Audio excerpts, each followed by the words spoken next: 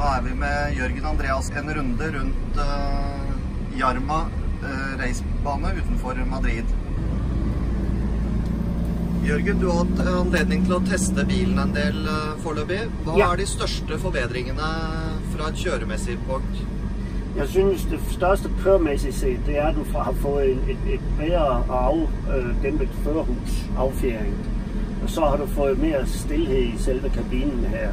Og du føler, at du har en forhøjelse af kabinekapaciteten, altså en forbedring af selve, kan man sige, lydniveauet i kabinen også, og støjniveauet.